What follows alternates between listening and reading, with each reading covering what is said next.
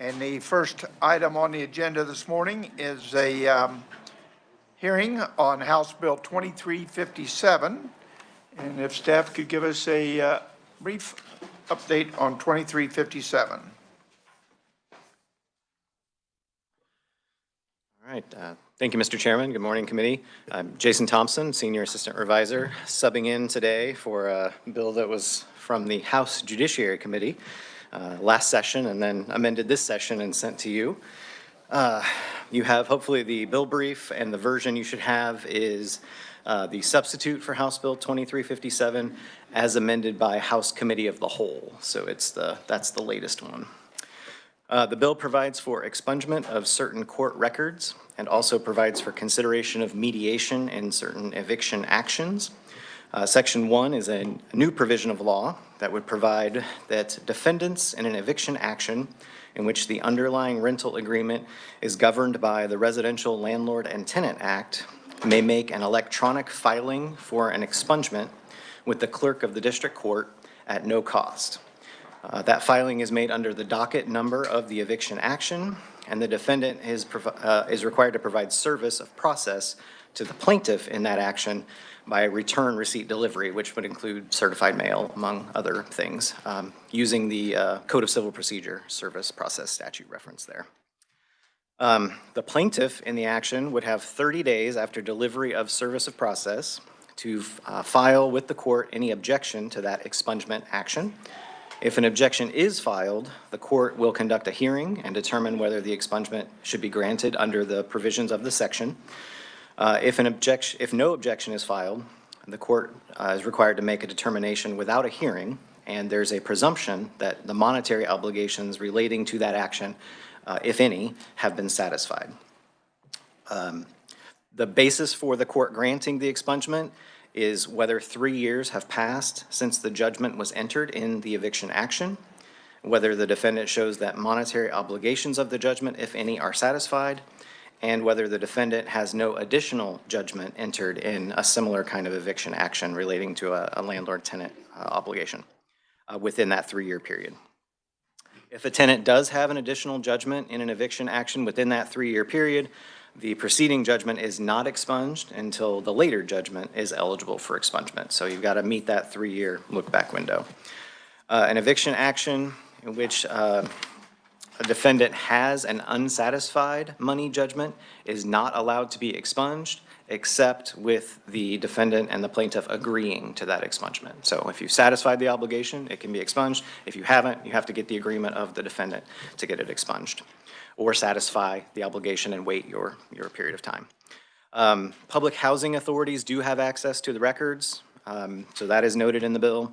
And finally, the Judicial Council is required to develop a form to be utilized for obtaining these expungements. And again, that can be done electronically as well by the provisions of the section. Then Section 2 of the bill amends KSA 61-3806. That's about appearances and answers in eviction actions. The bill adds a new subsection to provide that in an action in which the underlying agreement is governed by the Residential Landlord-Tenant Act, the court shall consider mediation unless the court finds mediation would not aid the parties materially or it is impracticable. Section 3 amends another statute in 6138. This one is 613807 concerning trials and continuances in eviction actions. The current law is that trial is conducted within 14 days after the appearance date. And no continuance are granted, generally speaking, but the bill adds a new subsection B2 to provide that if you've got one of these Residential Landlord-Tenant Act agreements, rental agreements, and there is mediation ongoing, the court shall grant a continuation of no more than 14 days so that mediation can go forward. The bill would take effect on July 1st if adopted, and I'd be happy to answer questions if I can. Thank you very much. Committee, questions? Senator Pascadell. Thank you, Mr. Chairman. Thank you, Jason Thompson. Not long. So first, Mr. Chairman, I want to thank Representative Howerton and Representative Leah Howell for bringing this legislation forward. I introduced something similar a couple of years ago, and so, you know, certainly with our homeless issue throughout the state, this legislation is really important. Mr. Chairman, after COVID, so many people became homeless or couldn't afford to pay their rent, and then they received an eviction. And right now, a lot of landlords will not rent to people with evictions on their record. So this certainly would be helpful to them. But Jason Thompson, my question is in the area on the supplemental note of the court of the 3-year period. So just to confirm, that individual with that eviction would have to, for 3 years, not get another eviction. And so would they have to pay that previous landlord any monies owed before they get the eviction cleared? Then therefore, so, but is there any help in between there for them to get someplace to live while they're making payments on the old apartment? Can you just clarify that for me, Jason Thompson? Thank you, Mr. Chairman. Thank you, Mr. Chairman and Senator. So I don't know about the in-between time, what you would do to help them with their current leases. That's really not in my purview. Hopefully you've got conferees that can talk about that. But the structure of the bill is that you have to wait 3 years from the date of judgment being entered in the action. So if you're evicted and the judgment is January 1 of 2026, you have to wait 3 years, January 1 of 2029, unless and you have to satisfy your monetary obligations. So you have to pay off any judgment that's owed related to that action. Unless you show up after that 3 years and the defendant agrees, you haven't satisfied the monetary judgment, but we're going to agree that it can be expunged. But yes, the 3-year period is there. In addition, as you mentioned, you have to have no other eviction actions in that 3-year period. And if you do, then that can almost restart the clock, basically. So, yeah, the 3-year period is pretty important. You're correct. Any other questions? I don't see any. Thank you very much. Our first proponent, I do want to say we do not have WebEx. Is that correct? So WebEx is not working today, so the ones that were scheduled to appear from WebEx will not be here. So our first proponent would be Representative Cindy Howerton, House District 96. Welcome to the committee. Thank you, Mr. Chair. 2 minutes or less. Okay, I'm going to read really fast. So, thank you, Mr. Chair and members of the committee, for working on a Friday. I truly appreciate you hearing this bill. So I was shocked to learn that in Kansas, an eviction can remain on a tenant screening report forever. There's no path to clean it up. If an eviction judgment is entered, some might say the tenant, failed to pay what they agreed, or they didn't take care of the property, and that's, that should happen. But what if that's not the case? What if it's just a one-time eviction? What if an eviction is filed and then dismissed because both parties come to an agreement and the tenant pays what they owe? That still shows up as an eviction. What if an eviction is filed in error? It doesn't happen often, but it does happen. That filing still remains on the record. There's no off-ramp, no restoration, no opportunity, for second chance. Even when a tenant pays everything owed, there's a path to remove the eviction from the record. Without a way to clear it, tenants have little incentive or ability to repair their rental history. That is unjust. To better understand the process, I went to eviction court. For 3 hours, I sat there and watched this. And what I witnessed was an elderly landlord who had forgotten that the tenant had paid him on time and filed an eviction.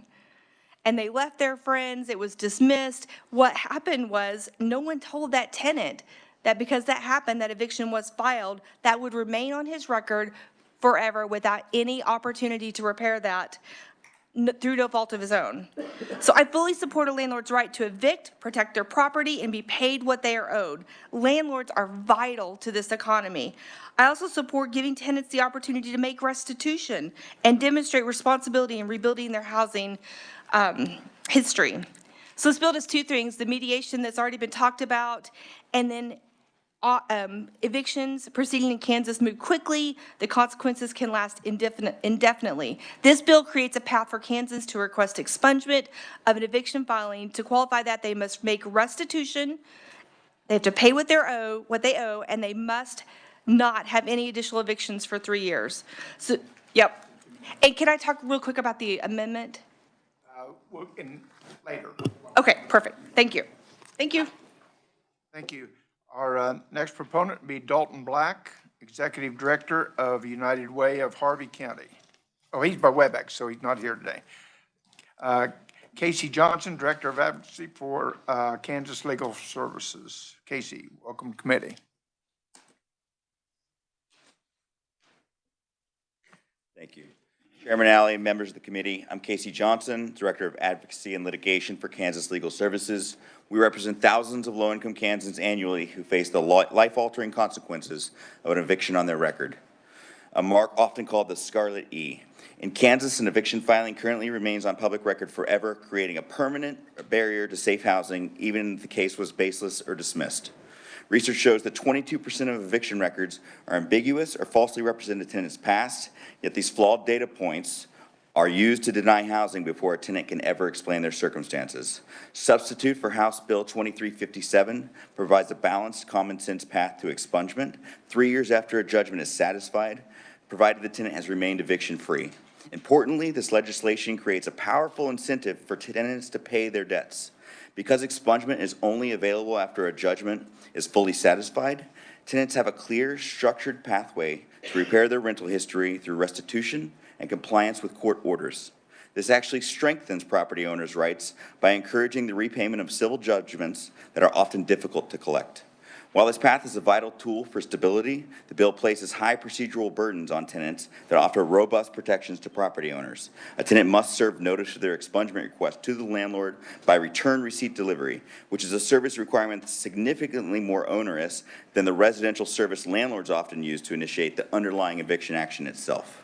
Furthermore, the bill grants landlords a 30-day window to object to an expungement, and this 30-day period is exceptionally long when compared to other deadlines in eviction proceedings, where a tenant typically has only 3 to 14 days to appear for an initial answer hearing, or 7 days to appeal a judgment for possession. Beyond expungement, this legislation requires courts to consider mediation, which allows parties to reach practical solutions like payment agreements without extended litigation.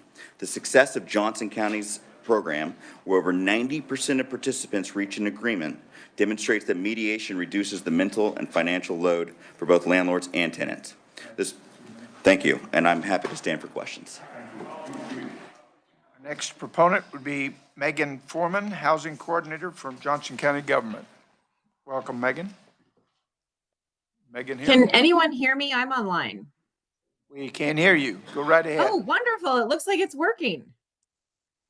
That's fantastic news. Thank you for hearing my comments today. I'm appreciate you hearing me. I'm the housing coordinator for Johnson County Government, and I'm bringing the perspective of local government that's working towards housing stability for all residents. I do want to drive home the point that local governments value landlords, they're needed business owners, and nothing in this legislation or the eviction mediation program that I'm going to talk about will prevent or intends to prevent them from receiving the full compensation that they're due. Unfortunately, eviction is routinely used as a reason to reject an application for housing or rent housing that's in poor condition. And property management companies have automated online application systems that make it almost impossible for someone to explain a past eviction filing or an issue. I just want to point out that 32% of people experiencing homelessness in our community say that one of the major barriers to housing for them is that they have had a past eviction on their record. Sometimes these things are 10 or 15 years old. Expungement offers people who fully paid their debts and not had another eviction a chance to clear their names. It also allows the landlords to disagree with the expungement and really kind of looking to balance the need of both parties.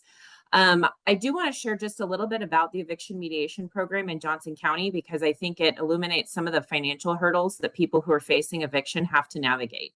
And it may inform part of this legislation that says courts shall consider mediation. So the county and the 10th district have been partnering on a mediation program since 2023. When the parties appear for trial, they're sent to work with a mediator or neutral third party. And that almost always includes a payment to the landlord and in most cases a move out date.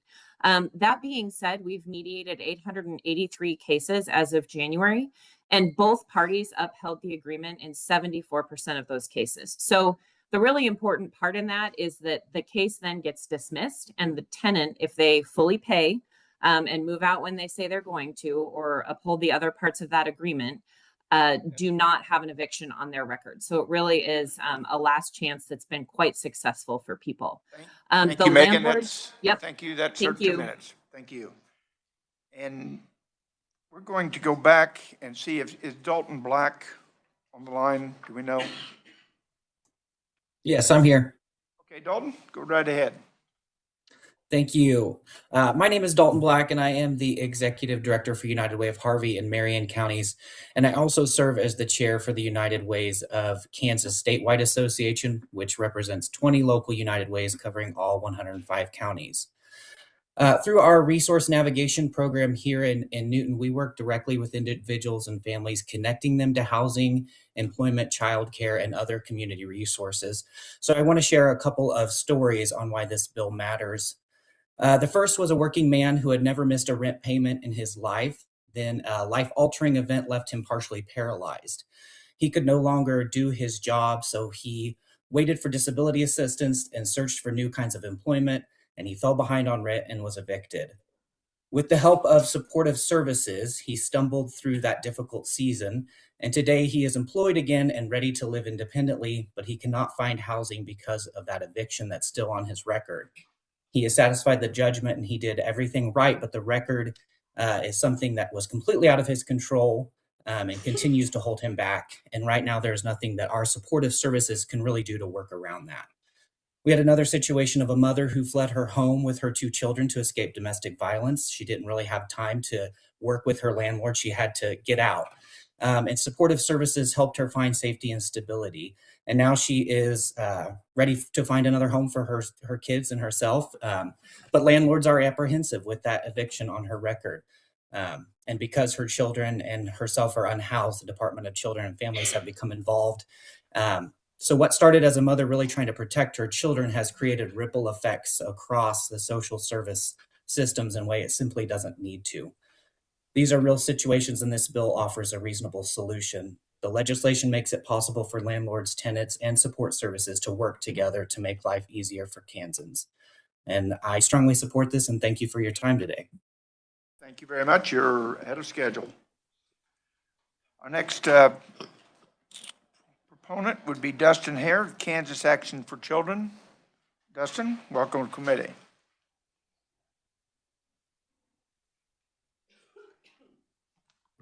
Thank you, Chairman Alley, members of the committee. My name is Dustin Hare. I'm the Economic Security Policy Advisor at Kansas Action for Children. Thank you for the opportunity to provide testimony in support of HB 2357.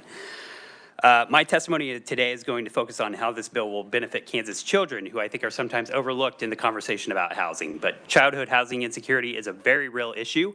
Approximately 1.2 million children across the country experience some form of homelessness in any given year. Infants and toddlers who go through evictions and homelessness are more likely to experience mental health issues later in life, such as learning disabilities, anxiety, aggressive behavior as they move through childhood. They're also more likely to have physical health issues, low birth weights, hospitalizations, respiratory issues, asthma, fevers, allergies, and malnutrition. When older children experience homelessness and evictions, we can sort of imagine what that might feel like for them. Those who are lucky might end up on at a family member's apartment, sleeping on a couch or a bed of blankets on a floor somewhere. For those who are less lucky, they're shuffling between an overnight shelter, a tent in some woodsy area of town, maybe a couch in a place where there are unsafe adults. They're switching schools, they're missing friends, they're not able to shower as frequently, they're not able to wash their clothes, they're more likely to avoid school because they're embarrassed by these situations. These are some of the reasons why we see lower test scores among children experiencing homelessness. We see graduation rates drop. We see significant drops in school attendance, higher rates of depression and substance use. HB 2357 would reduce these instances of childhood housing insecurity in Kansas. Requiring courts to consider mediation when an eviction is filed would keep Kansas families housed and provide a healthier upbringing for their children. We strongly support HB 2357, and we hope you will too, and I'll be happy to stand for questions at the appropriate time. Thank you very much. Our next proponent will be Christina Ashley Gundy, Director of Policy and Planning for United Community Services. Welcome. Thank you. Good morning. My name is Christina Ashley-Guidry with United Community Services and the Kansas Housing Advocacy Network. We've heard from some great proponents, so I'll just hit a couple of highlights for you.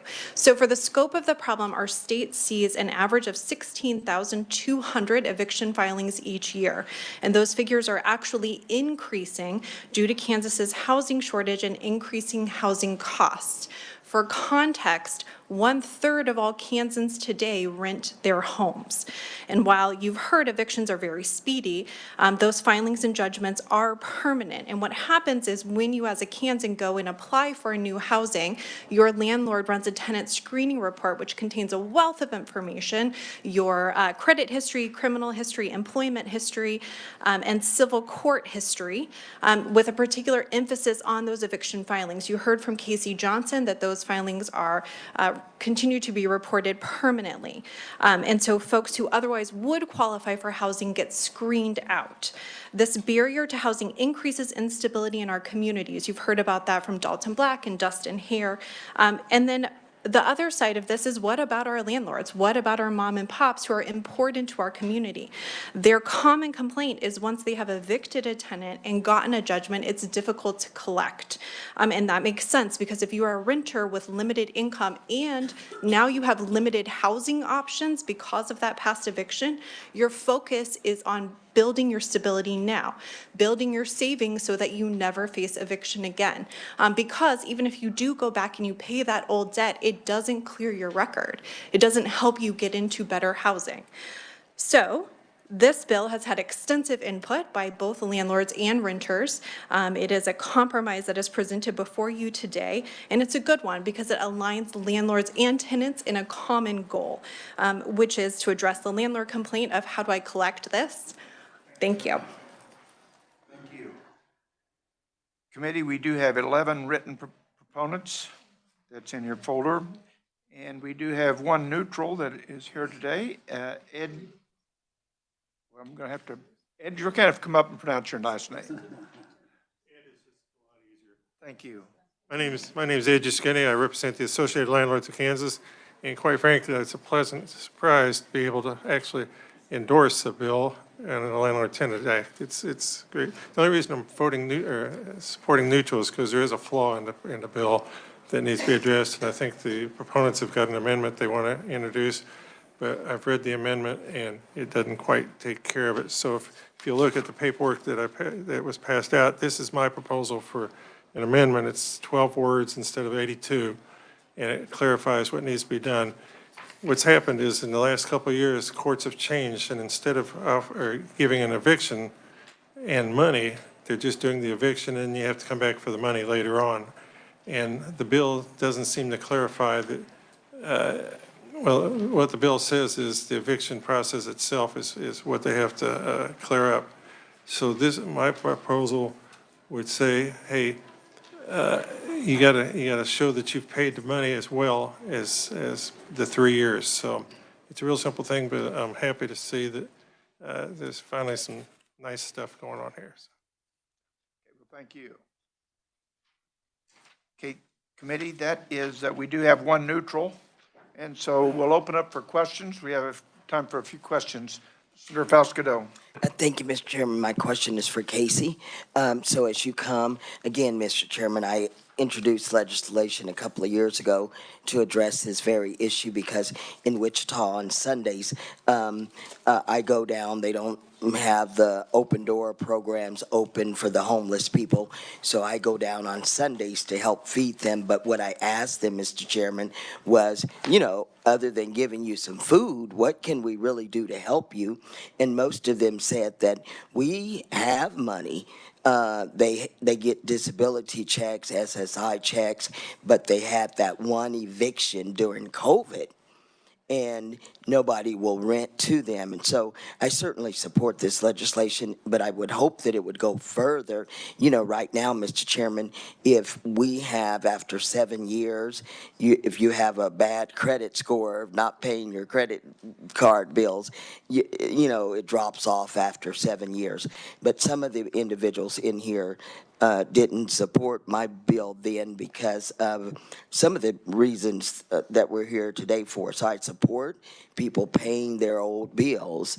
But do you know of anything during the time of COVID? There were different rules put in place.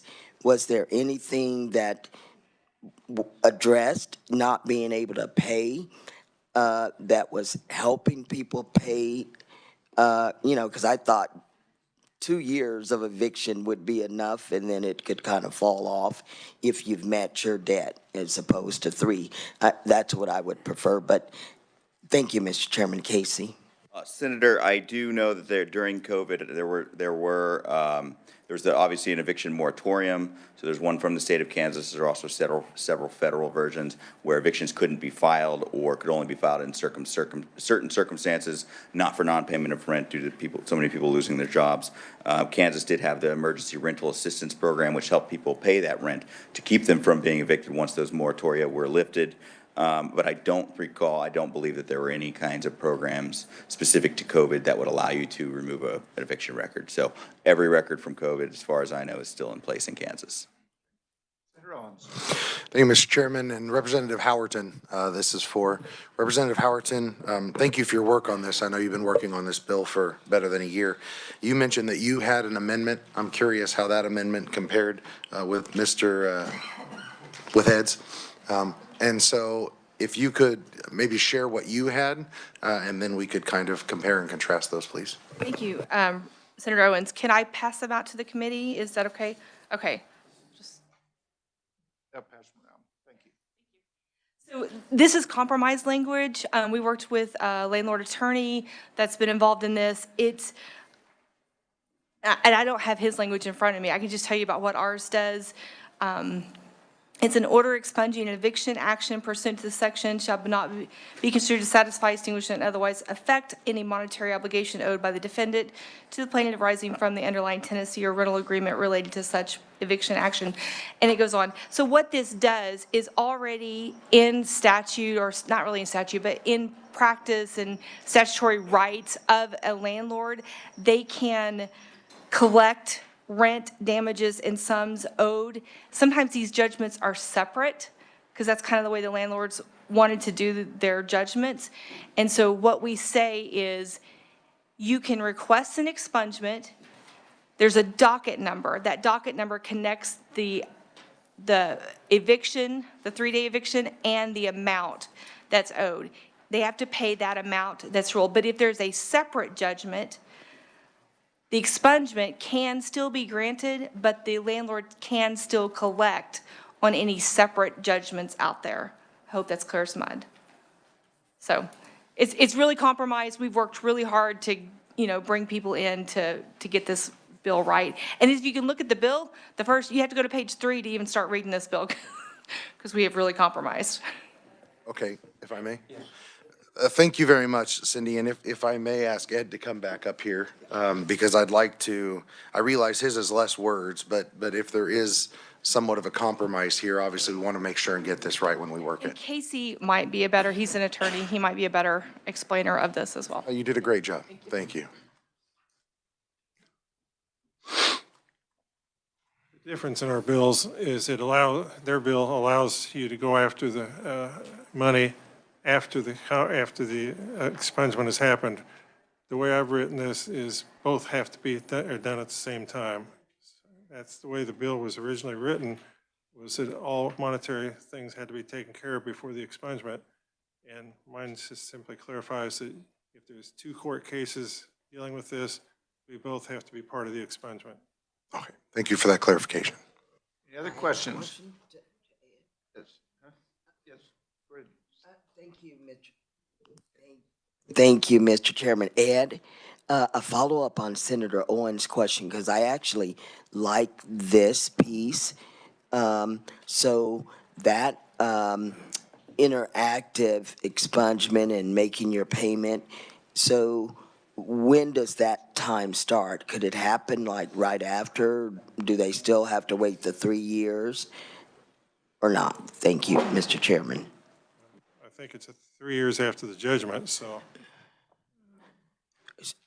But, I'm not sure what. Mr. Chairman, no, so the difference of your amendment to the representative's amendment, you're saying your piece, the collection of the money starts prior to the expungement or at the same time? It would have to be done before the expungement. Before, that's what I was trying to clarify. Thank you, Mr. Chairman. Thank you, Ed. Any other questions? Seeing none, thank you very much. We will close the hearing on HB 2357. And we will then have a hearing on HB 2757.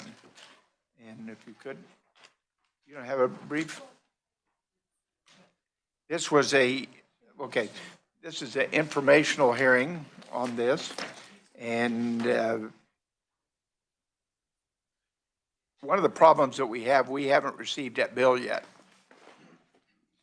from the House. It needs to be sent over to us. Okay, we will. Why don't you just, you can do it right there too.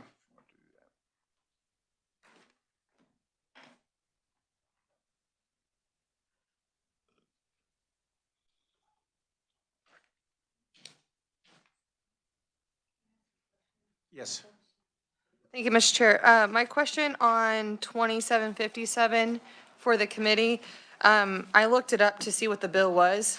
It looks like the House Tax Committee drastically changed it, so I'm curious when we're having this hearing, or informational hearing, if we're going to be looking at the original bill or at the amended version, what the chair's prerogative is. We're going to look at what was sent over from the House. We haven't received it yet. It's supposed to be coming, and I want to get a hearing in before. Yeah, they haven't voted on it yet. You have it? Don't have it. Okay, we're going to pass over this one since we do not have any information on that one. So we're going to pass over that bill for today. Committee, we can start looking at bills previously heard. And the first one we have will be Senate Bill 393. I'll give advisor just a moment to change courses.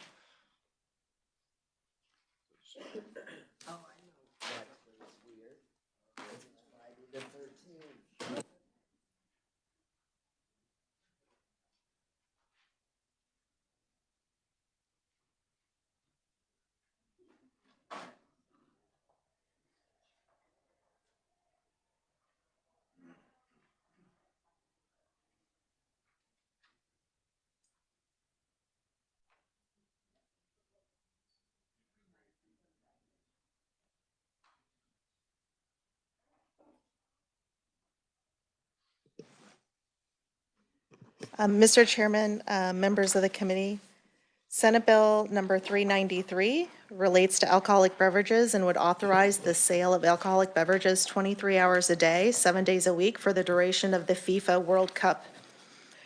Subsection A of the bill provides that notwithstanding some other provisions that are the day and hour statutes, that any entity licensed under the Kansas Liquor Control Act, the Club and Drinking Establishment Act, or the Kansas Cereal Malt Beverage Act that is authorized to sell alcoholic liquor or cereal malt beverage,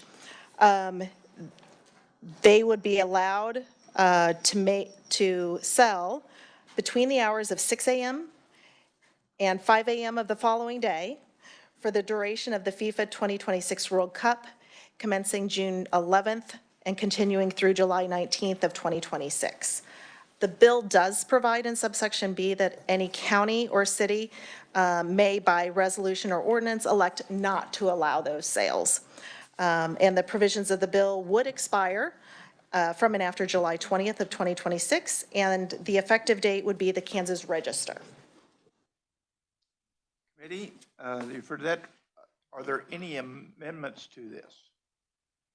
Senator Owens. Thank you, Mr. Chairman. Amelia, if you'll hand out the opt-in, or excuse me, opt-in instead of opt-out amendment. So one of the things that we heard of concern was that this was statewide and that the only way to not participate is to opt out.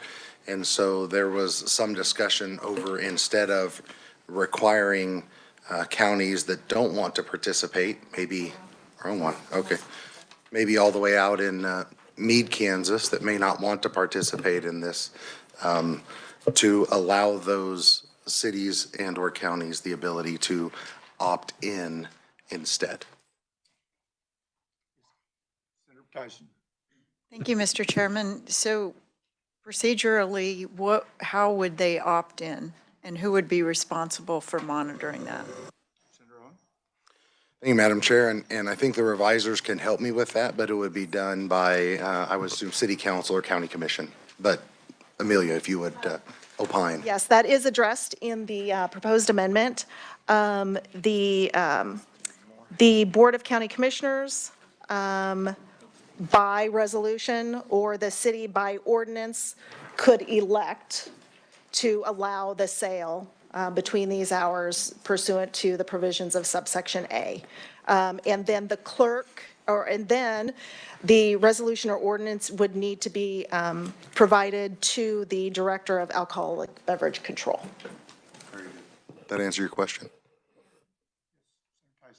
Thank you, Mr. Chairman. So it's interesting, the soccer stadium, I know it's different, or the tournament, anything that's come before, but we've dumped, what, 28 million into it.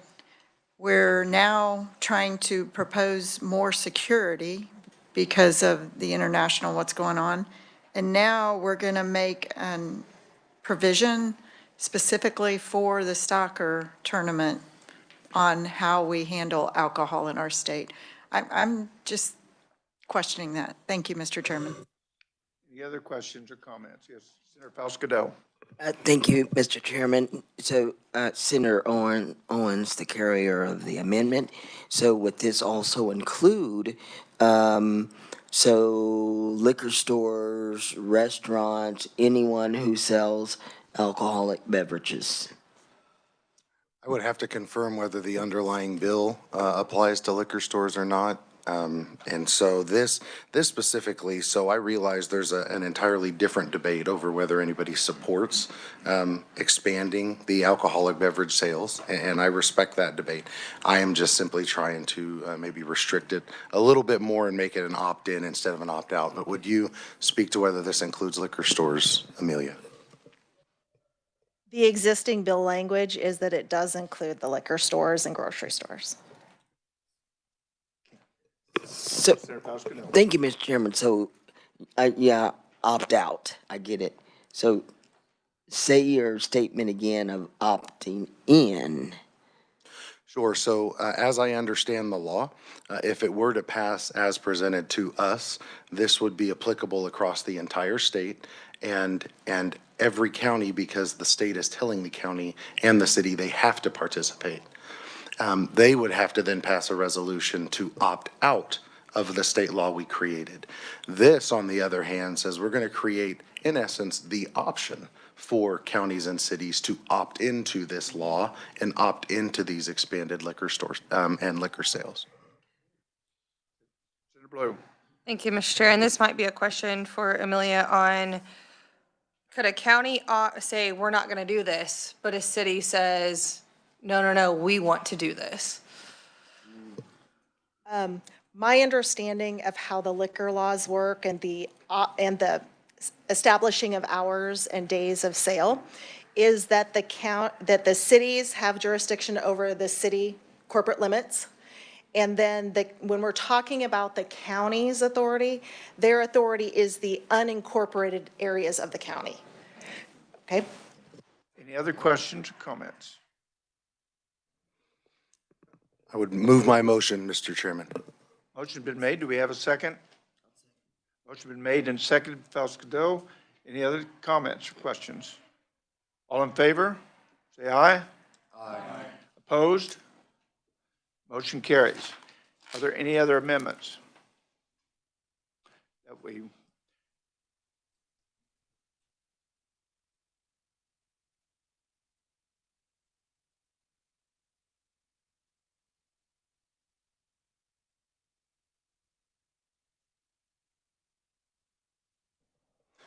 you give me the floor, Mr. Chairman. Senator Owens, we have a technical amendment. Thank you, yeah. No, that's. So really, all that this amendment does is just a cleanup of the title, because the title does say it's 24 hours. It's actually 23 hours. So I will go ahead and move that amendment, Mr. Chairman. It had been moved. Do we have a second? Second by Senator Titus. Any discussion? Seeing none, all in favor? As soon as we get that passed out, we can review it. I got one. Okay, okay. Okay, all in favor? Aye. Opposed? Motion carries. Senator Owens. All right, Mr. Chairman, then I will make a motion that we pass out Senate Bill 393 as amended favorably. Motion been made. Do we have a second? Seconded by Senator Blue. Any discussion? Yes, Senator Titus. Thank you, Mr. Chair. I appreciate the intent of this. I do think the amendments make this better, but however, I will not be supporting this bill. I just think it loosens things up a little too much with all the people and the security, and I'm not sure it's a good idea. Thank you for the comment. Senator Reichman. Thank you, Mr. Chairman, and I agree with the previous senator. I don't agree with him all the time, but I sure do on this one. My big concern is that for the security, and I went over to Europe, I go by their rules, and they come over here, they say go by hours. 2 o'clock in the morning is fine. And Missouri does it, that's Missouri's problem. And I just think this is a bad idea. Alcohol, drinking this late at night, the other problems can be, the previous senator talked about security. I think there's some other unknown. On the other side, I understand people want to sell more for the business aspect of it, okay? But I'm a no. Thank you. Thank you. Any other discussion? Seeing none, all in favor, say aye. Aye. Opposed? No. Ayes have it. Division has been called. All in favor, raise your hand. Opposed? Ayes have it. Motion passes. Thank you very much. My next bill is here.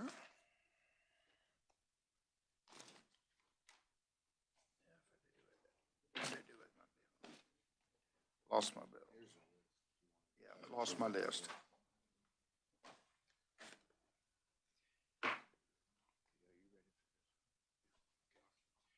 Okay, our next item on the agenda, if you would look at House Bill 2343. 2343.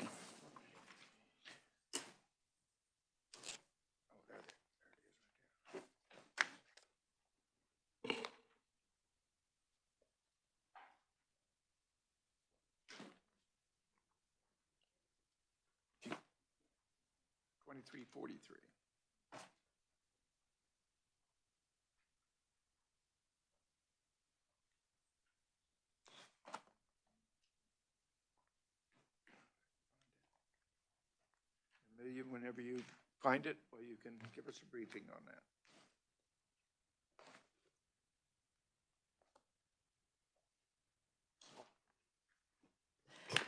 that. Mr. Chairman, members of the committee, House Bill number 2343, as amended by the House Committee on Commerce, Labor, and Economic Development, would create the No Impact Home-Based Business Fairness Act to limit the regulatory power of municipalities relating to certain home-based businesses. As you may recall, there's two definitions that are certainly pertinent to the bill. They are no-impact home-based business and then a rural no-impact home-based business. The bill essentially would provide that the businesses defined would be considered a permitted use, and that the municipality shall not, that municipalities, including cities, counties, or a consolidated city and county, shall not prohibit such businesses or require registration or permits, licenses, variances, or other types of prior approval to operate such businesses.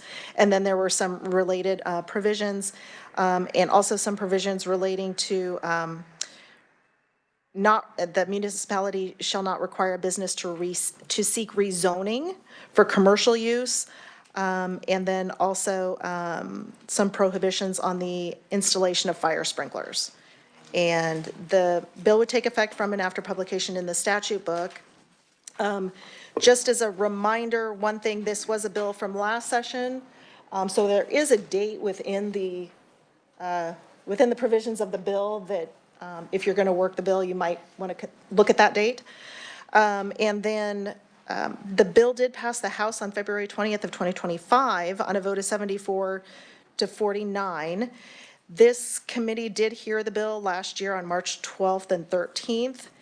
And I was looking for my notes because it does look like, I was looking for my notes. Near or at the end of session last year, the committee did address this bill. There were 2 motions to adopt amendments that carried, but the motion to move the bill out of committee failed. And if you'd like me to describe the 2 amendments, I can. I can. Those amendments are on, it's my understanding, it's up to the chair whether or not to allow those amendments on this bill, or we could bring them back again. But I think if you would, give them a brief announcement of each one of those amendments. I do have copies with me if you would like to hand them out, and then you can decide which method you would like to start, how you would like to handle it. Why don't you hand those amendments out?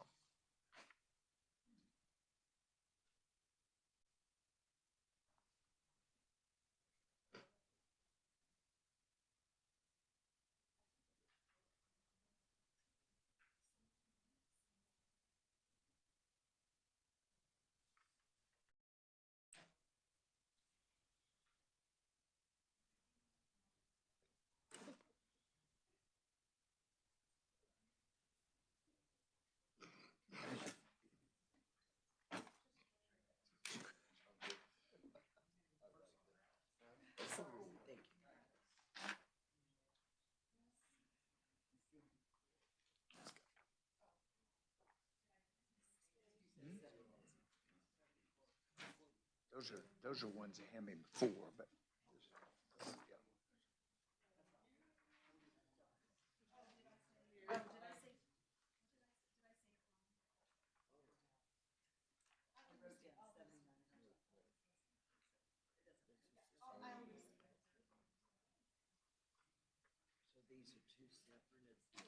These are 2 separate amendments. Time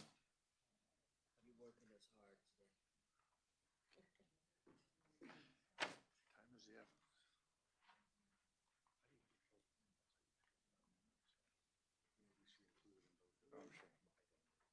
Did you include them both in here?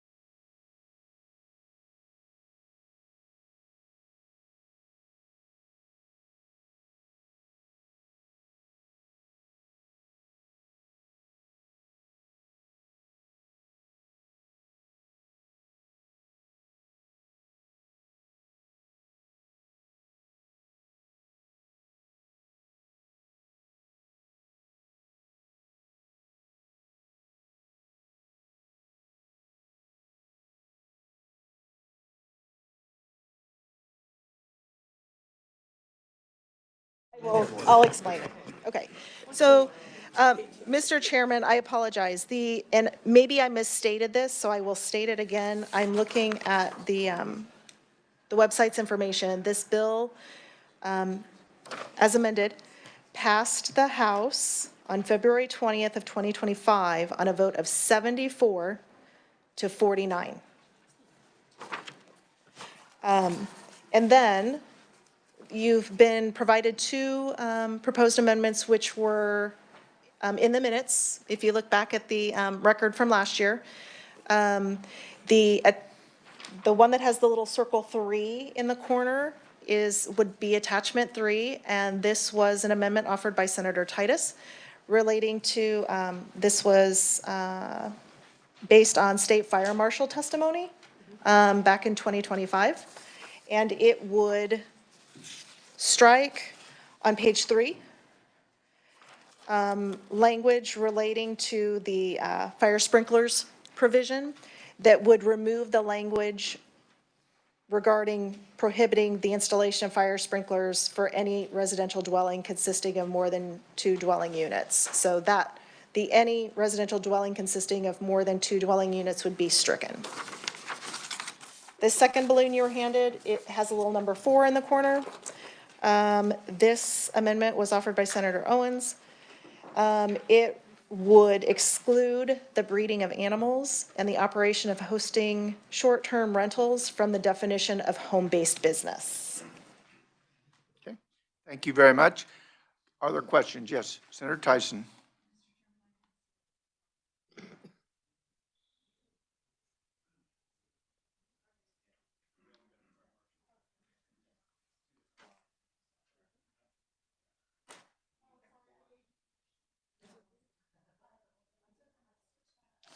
I want animals on this one, but we do have it here. They just haven't sent out the animals. Yeah. Okay. Mr. Chair, can I ask a point of order? Yes. I know it's your discretion whether or not we keep the amendments on, so it seems to me that these improve the bill. If they're not quite right, there'll be an opportunity at conference to deal with it. I think it would save us some time to just leave them on and move forward, but I obviously respect your decision there. Thank you for that. My intent here was to ask the two makers of those amendments whether they want to keep them on or not, and apparently you both want to keep them on, so the chair's decision is to keep the amendments on. And so we'll go with discussion on 2343 as amended. So is there any discussion? Committee, what's your, Senator Tyson. Thank you, Mr. Chairman. I just wanted a little bit of a question on, did somebody mention Airbnbs? Was that had to deal with, would you expand on that a little bit, please? Thank you, Mr. Chairman. Yes, Senator Owens. You were asking Senator Owens a question since it's an amendment? I'm happy to. Basically, for the purposes of the Home-Based Business Act, it did not lump in, it excluded Airbnbs from the Home-Based Business Act, the provisions of this bill. They could still be regulated as cities and counties allow. Okay, that's what I wanted to understand, is that they are being excluded. And what would be the reason for that, since they are a type of business? And that is the intent of this legislation. Thank you, Mr. Chairman. Thank you, Mr. Chairman, and I believe that it has had to do last year with compromise between the opponents and the proponents trying to get the bill closer to being able to be passed. Any other discussion? Yes, Senator Blue. Thank you, Mr. Chair. I support this bill. I think that personally, I'd like to get rid of all permits. And I think that they are a complete money grab, but this is a start. And so I support this bill. And when you're ready for a motion, I will make a motion. Titus. Thank you, Mr. Chair. Well, I'm not sure I'm ready to get rid of all permits. We could use a few less probably, but I think there's been a lot of discussion on this bill. There's been a lot of work, And I think most of the objections are things that, if you really look at the bill closely, that cities and counties can work through. And so I think this is a good bill to put forward and at least have the broader discussion on the Senate floor. Thank you. Senator Blue, did you have a, I would be honored to make a motion like I was in Ag this morning. Mr. Chair, I move that we move House Bill 2343 favorably as amended. have a second? Second by Senator Owens. Any discussion? Seeing none, all in favor, say aye. Aye. Opposed? Motion carries. Thank you. We have, committee, this is normally an hour session, but because, yes. No, because of this, I would like to extend this, so we've got till 12 o'clock. So we were going to continue this hearing till 12 o'clock. Yes. We lose committee members before then.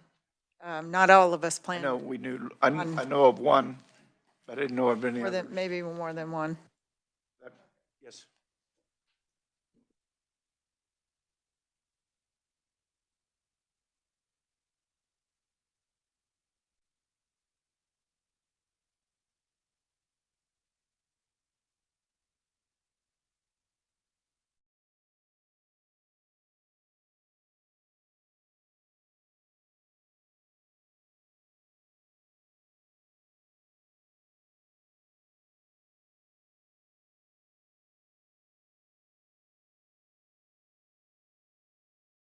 We'll move on down the list. HB 2466 is our next item, next bill on the list.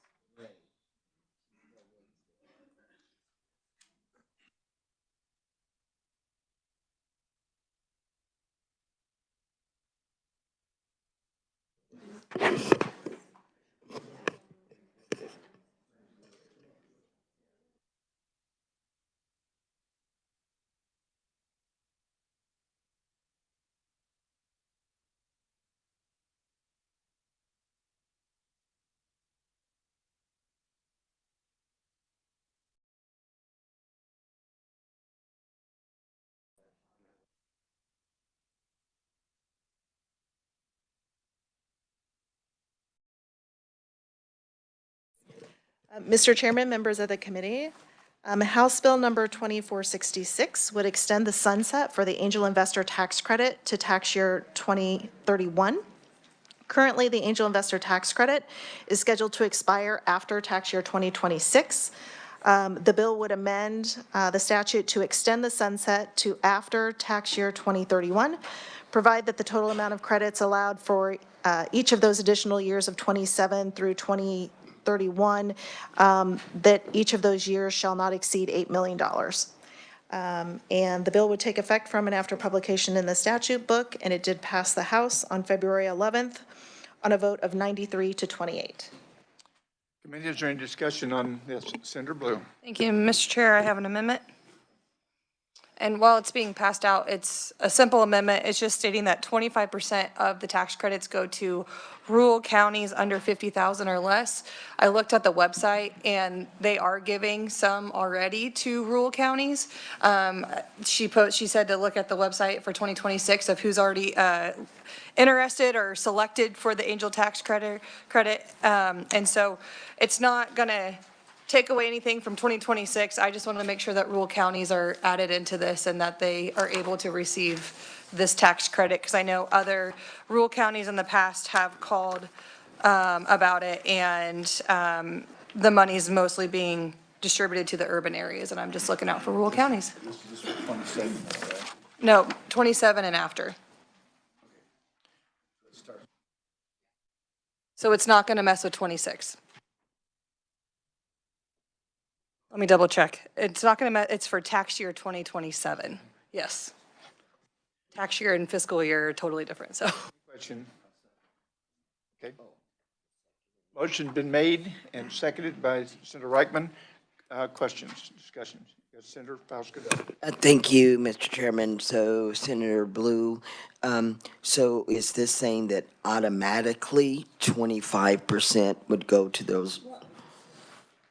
Sorry, I just want to double check. So like, for instance, in 2024, only 4.8 million was utilized. So it's not going to be 25% of 8 million. It's 25% of how much they hand out. So it's just to make sure, and it's counties of 50,000 or less, which is a majority of the counties in Kansas. So it's not like we're only talking about a handful of counties. We're talking about a bunch of counties, and it's just to help out. Like, one of them is in Kingman County, and it's a cattle production. I was looking at their website. So they already are doing a lot of this. I just want to make sure that we aren't just giving just to the rural areas and that, our urban areas, and that rural folks know that we love them too.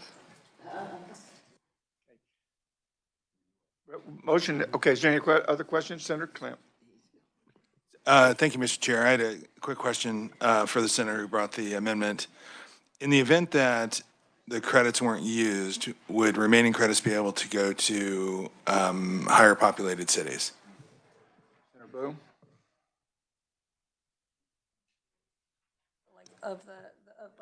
Let me restate that. Okay. So if rural counties, there's no demand where they would meet this, or there's no request for these funds that were approved with the additional remaining amount, would you be okay with amending to allow those additional funds to go to larger cities that could utilize it?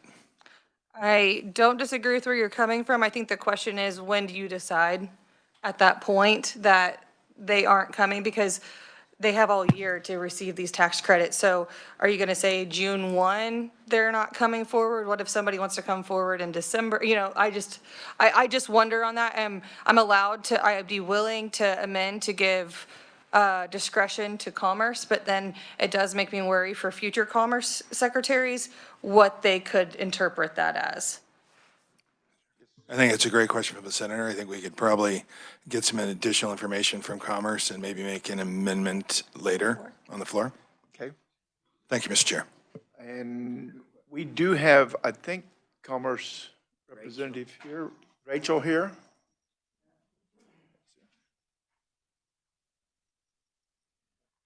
Rachel, would you like to comment on that?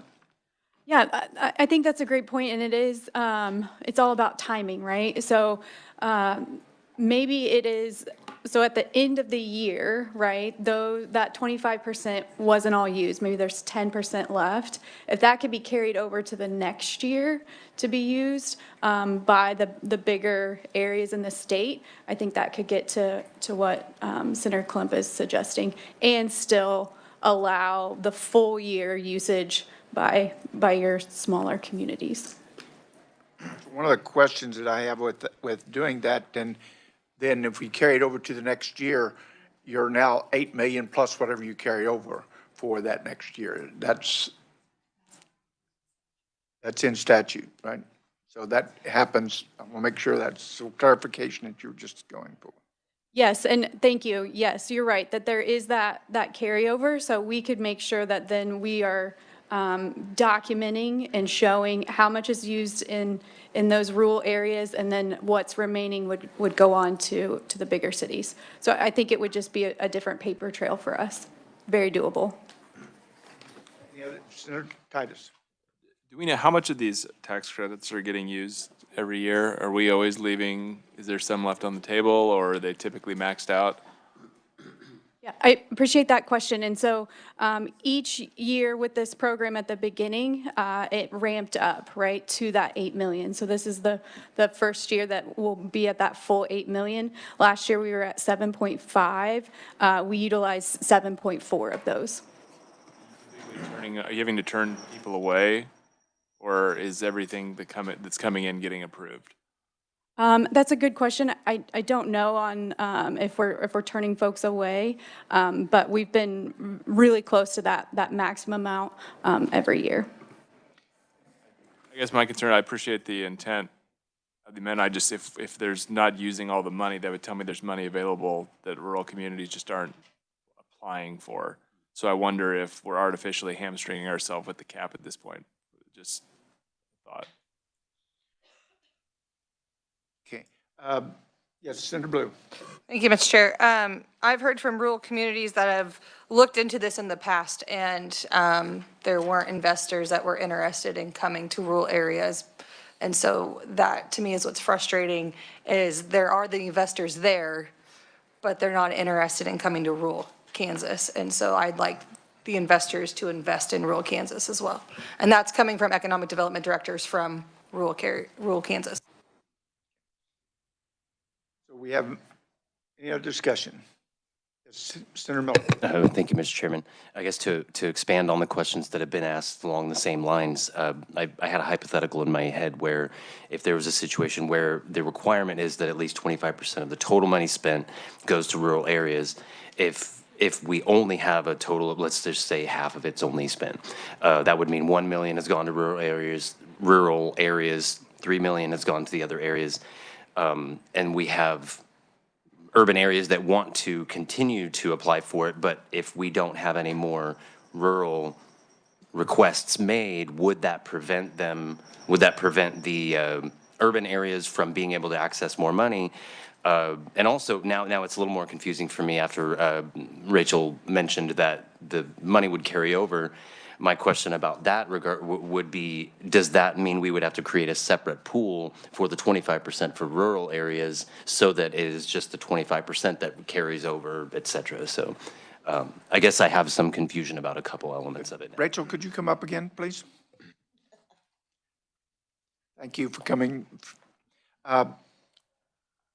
Before we answer Senator Miller's question, would it be possible to say at the beginning of the year that the 25% is reserved for rural counties? And then if it's not applied, asked for, or requested, or used at the 6 months level, then it could roll back to any county. Would that satisfy, would that be a possibility? Yeah, I think that's completely doable. I don't think we want to add another category, another pool, another pot in that. And Senator Tyson may have a question. I do, Mr. Chairman. How much are we rolling over now currently? What I'm talking about would be. I know what you're talking about. I'm not on your, I get your amendment. What I'm asking is currently in the system, how much of that is not being used and how much is rolled over to other years? What are we at now for the tax credit? I don't know, we have to ask Rachel, but would you have that information? Sorry about. Because you're considering rolling over approximately 25% of the program. I want to understand. Okay. Rachel, do you have? I'm sorry, Chairman, I don't have that information with me. What? Okay, so my understanding of what I was trying to get at was, if we say at the beginning of the year, January 1st, and we have a $8 million, 25% of that, or $2 million reserved for counties less than 50,000 population. If at the end of 6 months, the counties have not reserved that or applied for it, then that money goes to all Kansas counties. And so we don't really roll over. We wouldn't be rolling anything over, but that would be allowed.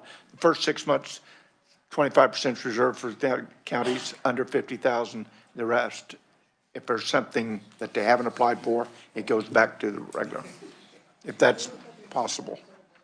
But the rest, if I may, Mr. Chairman, the program itself allows for rollover if it's not used. If it's not used, correct. Okay. Senator Blue, would you, yes, Senator Tice. All right, I'm just going to say this out loud before I offer a substitute motion to see if this solves these problems. So take Senator Blue's language on the back page, right? For tax year, yada, yada. So in the very end, it goes less, comma, in years when the number of applicants, I think, or the number of requests is sufficient to allow such distribution of tax credits, and such determination shall be made based on the request received by December 10th in each year. So that way we don't have this rollover problem and the department can hold the requests. And if there aren't enough rural requests, you have till the last month. And then you could, and then you still have 20 days to disperse those remaining credits. Senator Blue? I think that's great. I think if we got to do anything further, it can be amended. I mean, the main thing is I want to make sure that we get rural counties taken care of. And the other thing too is then they just got to be on the ball and be ready to apply for this tax credit. And if you missed out, but you had a chance. So I just want to make sure that that's part of it. I'll make the substitute motion with the caveat the reviser can smooth over my language as needed. She does a great job of smoothing over. I'll second that. And you second that motion? Okay, motion been made and seconded on the, Senator Blue, on the revised secondary substitute motion. Is there any other discussion? Not. All in favor, say aye. Aye. Opposed? Motion carries. Okay, we're now back on the bill as amended. Senator Blue? Senator Tyson. Senator Tyson. Thank you, Mr. Chairman. Our conceptual amendments, we've gone back and forth on that. Sometimes they're in order and sometimes they're not.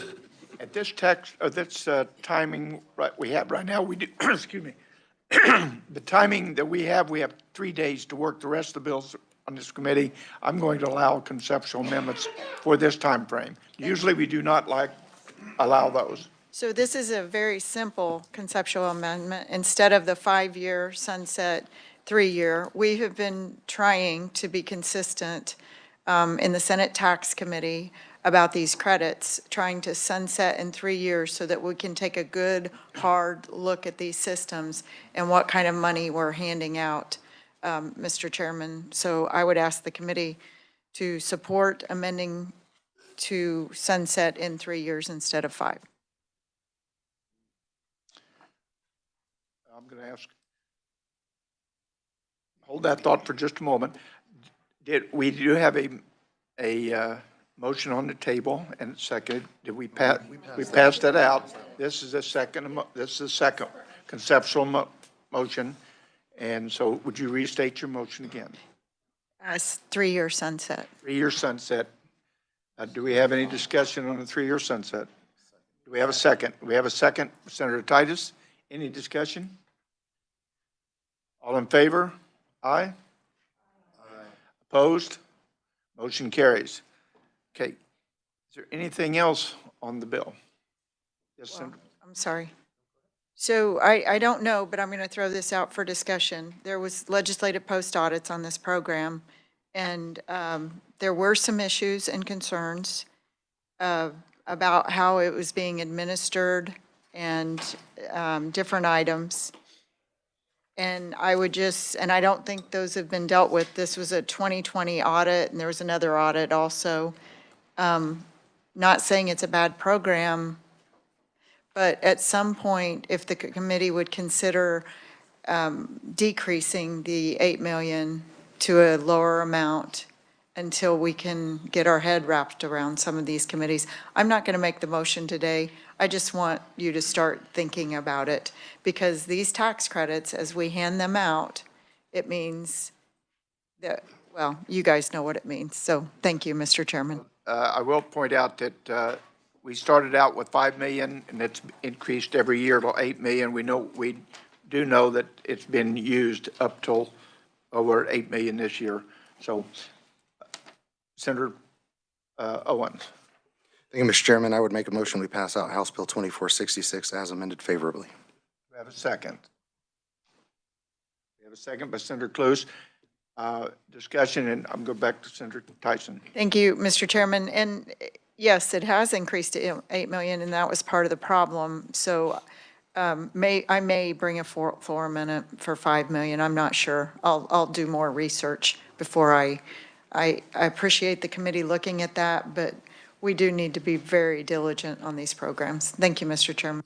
Motion been made and seconded on the bill. Any other discussion? All in favor, say aye. Aye.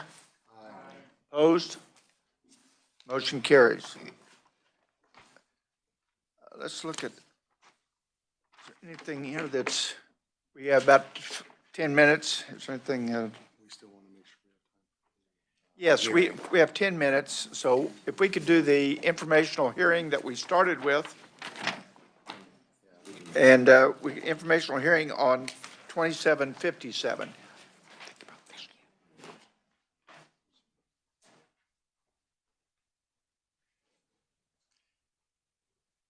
Welcome to committee. Thank you, Mr. Chairman. Adam Siebers, the Advisor's Office. Generally staff House Tax Committee. House Tax heard what was House Bill 2757 on February 26th. Been asked to kind of go through the contents of what is House Bill 2757. I'll go through the underlying contents and the changes that were made in House Tax Committee. The bill currently sits below the line on the on House GO. There's kind of four main components of House Bill 2757. The first one would be discontinuation of active credits. The second one would be statutory repeal of previously discontinued credits. The third was changes to the High Performance Incentive Program, HPIP. And the last kind of component of the bill was tax credit extensions. Under the bill, there is approximately a number of credits that have been discontinued. These credits would be discontinued for tax year 2026, so currently in the current tax year. I'll go through them quickly. The first one would be the agritourism liability insurance income tax credit. The second one would be the employer health insurance contribution income tax credit. The third was the assistive technology contribution income tax credit. The fourth was the regional foundation income tax credit. The fifth was the biomass to energy plant property tax exemption tax credit. Or that's a tax exemption, excuse me. Some of these are credits, some of these are exemptions. The fourth was the disabled access income tax credit. Under this credit, there's a provision for individuals, and then there's a credit for businesses. The original bill had both of them being discontinued. The House took out the individual component, so that will survive, meaning that credit will survive. Currently in the bill, the business component would be sunset starting in tax year 2026. The next credit to be discontinued would be the alternative fuel vehicle and fueling station income tax credit. The next one would be the swine facility improvement income tax credit. Then the abandoned oil or gas well plugging income tax credit. Originally, the bill took out what was the petroleum refinery environmental compliance income tax credit. However, the House essentially struck that from the bill, so that credit will survive. And then the last one was the carbon dioxide capture, sequestration, or utilization amortization deduction, not a credit, but a deduction. So that will also sunset starting in tax year 2026. There are approximately 5 credits no longer being used, no longer in effect. They're being discontinued in the bill. They've essentially been sunset and their application is there's no longer any application. First one would be qualified investment in the construction of a new refinery, expansion of an existing refinery, or restoration of a production of a refinery. Second one would be certain investments in construction or expansion of biomass to energy fuel plants. The third is a tax credit for investment in renewable energy generation facilities. Fourth is tax credit for expenditures made for purchase, construction, or installation of equipment used for storing and blending petroleum-based fuel and biodiesel, ethanol, or other biofuel. And the last one was the tax credit for contributions to Friends of Cedar Crest. The first 4 basically expired in the 2010-2011 timeframe. The tax credit for Cedar Crest, that expired last year, so it's no longer in effect. None of these credits are currently eligible for utilization. Moving on, I should note that the House Tax Committee took out the contribution to Friends of Cedar Crest. So while that credit is not currently in effect, the provisions still remain in law, even though cannot be currently used. Moving on to the changes to the HPIP program. The original bill had a change to the current wage compliance where it would have gone to 125%. The House struck that provision, so the wage component would exist as currently exists in law. The was a big component of that section. There's also provides for ongoing certification for HPIP credit carry forward years if the Secretary of Commerce determines that average wage requirements to be met. Under HPIP, it would include pass-through entities as authorized to transfer credits. It expands transfer options for taxpayers by allowing transfers in any year of the carry forward period. And the taxpayer shall ensure that any tax credit transferred has not been used, including any use by pass-through entity partners, owners, or shareholders. There would also be a provision whereby projects placed in service commencing on and after January 1 of 26, that S corporations wholly owned by an employee stock ownership plan may transfer up to 100% of unused credits. The bill would also set forth transfer requirements, including a 16-year carry forward. And then lastly, there were tax credit extensions, angel investor and the aviation related employment tax credit. Both those provisions were stricken from the bill, so they really don't have any application under this bill. And with that, I'd be happy to stand for any questions. Thank you very much. Any questions, committee? Yes, Senator Pascal. Thank you, Mr. Chairman. Thank you, Adam. So the fund for Cedar Crest, so say that part again, it went away in 2025, or does Cedar Crest entity still exist but no funds? Thank you, Mr. Chairman. This is a tax credit for contributions to the Friends of Cedar Crest, so it's an independent entity apart from Cedar Crest. The tax credit so if you contributed to them, that expired last tax year in 2025. The bill was originally going to just strike that credit from the books, even though it's no longer in effect.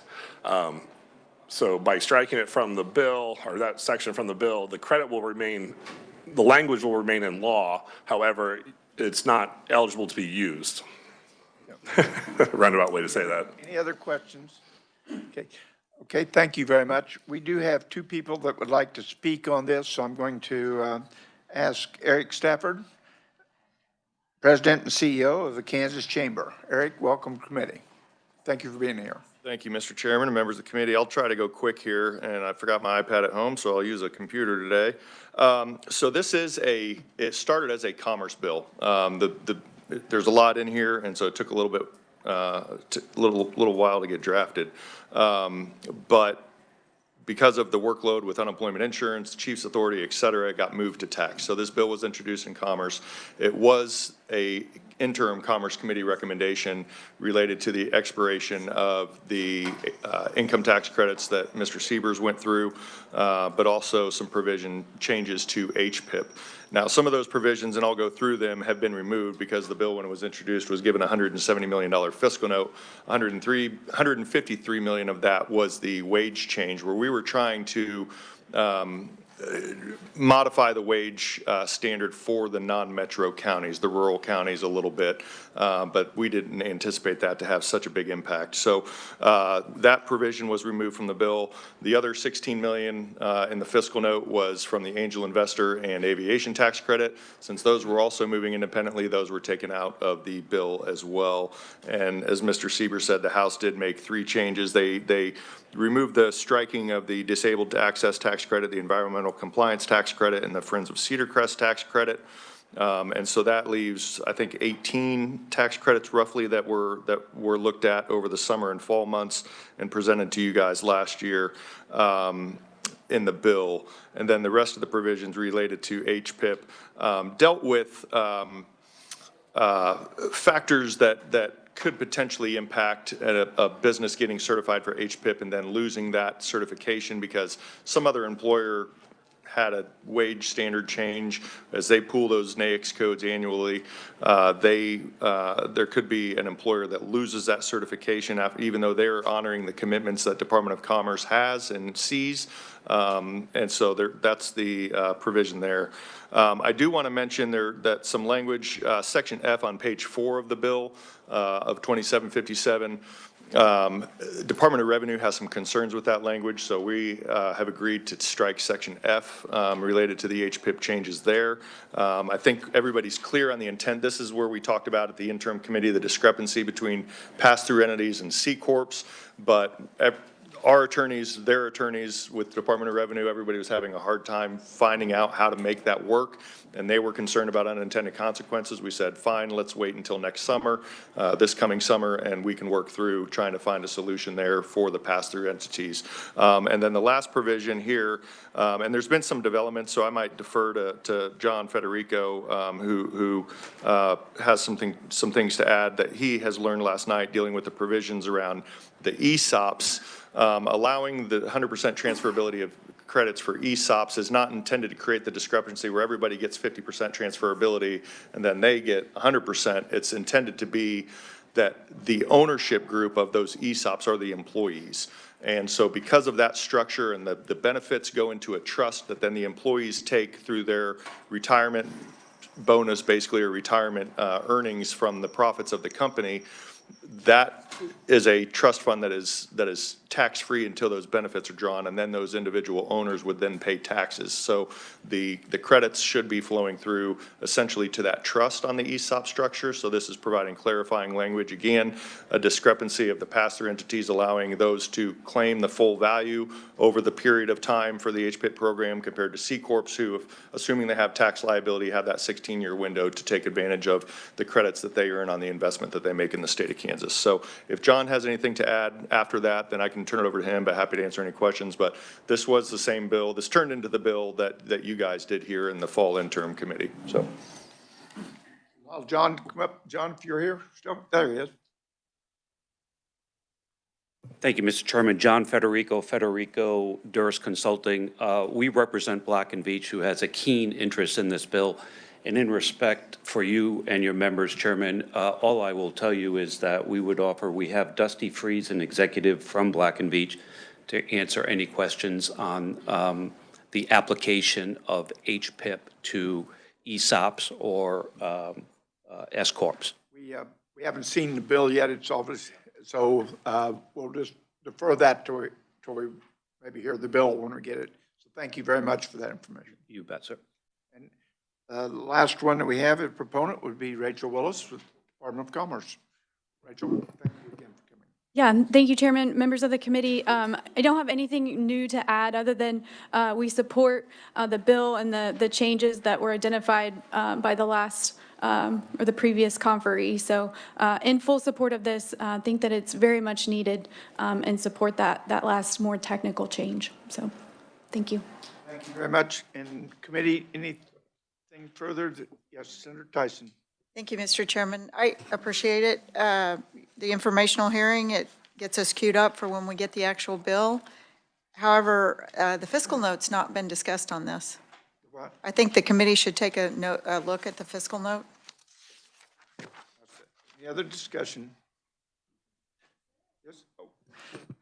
Thank you, Mr. Chair. And I agree with Senator Tyson. I leaned over to Senator Klemp saying, am I reading this right? I wonder if there's a way, I know that they don't do updated fiscal notes, but I wonder if there's a way we could get maybe a more accurate, because I know that Eric made a good point about it. And I think for the good of the committee, it would help out drastically, so. Advisors, and they can do that. Yes, research it. They'll take care of it. And when we hear the bill, if we hear the bill, we will hopefully have a new note. So if there's nothing further, thank you for being here today. We will work Monday and Tuesday to kind of clean up the rest of it. And with that, have a good weekend. Thank you very much.